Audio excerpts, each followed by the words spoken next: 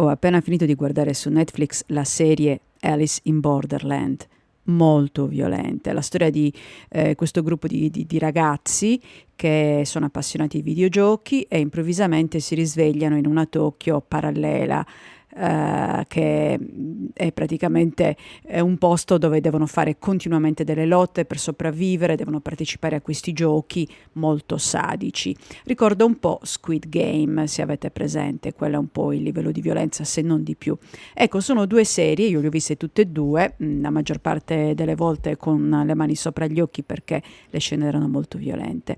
Però durante tutta le due serie, durante tutte le puntate, io continuavo a chiedermi, ma poi alla fine chi è che decide i giochi che devono fare? Chi è la persona così sadica? Perché? Chi è il game master?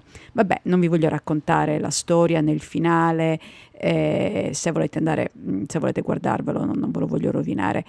Però oggi mi è venuta un'illuminazione, che non chiamerei neanche illuminazione, però mi è venuta in mente un'altra cosa. Io ho pensato a tutte le persone, molti di loro sono giovani e molti di loro sono maschi, che fanno di tutto per scappare da posti dove c'è la guerra, dove è appena successo un terremoto, dove ci sono le inondazioni e cercano disperatamente di raggiungere l'Europa in qualsiasi modo.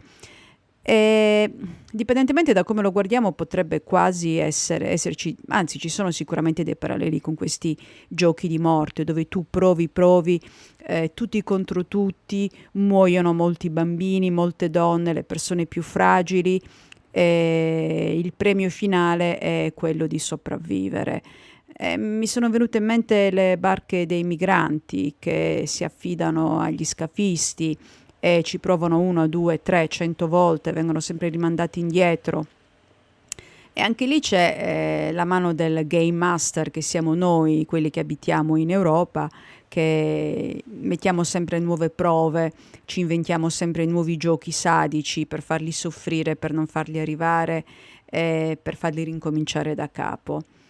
Mi sono venute queste idee che lo so, non sono molto allegre, però raga, questa è la verità, eh. Noi siamo i game master di questo gioco terribile, dove gli altri perdono la vita così che noi non dobbiamo dividere niente. Dopo che spesso siamo noi che abbiamo provocato i disastri che spingono le persone a lasciare casa, perché credetemi, nessuno lascia volentieri casa, tutti se ne starebbero molto più volentieri a casa loro.